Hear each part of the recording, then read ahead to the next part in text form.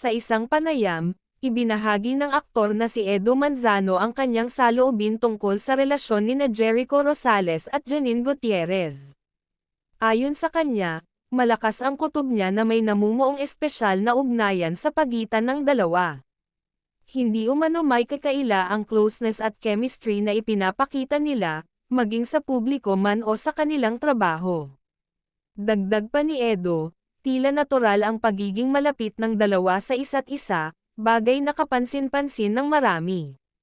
Bagamat wala pang opisyal na kumpirmasyon mula kina Jericho at Janine, iniisip ni Edo na malapit nang umamin ang dalawa sa tunay na estado ng kanilang relasyon. Aniya, maraming fans ang nakakapansin din sa kakaibang ningning ng mga mata nila tuwing magkasama. Ayon sa kanya, maaaring nahihiya lamang ang dalawa na aminin ito dahil na rin sa pagiging pribado nila pagdating sa personal na buhay. Gayunpaman, ipinahayag ni Edo na kung sakaling totoo man ang kanilang relasyon, natutuwa siya para sa kanila. Naniniwala siya na pareho silang magagaling at mabubuting tao, kaya't bagay na bagay sila.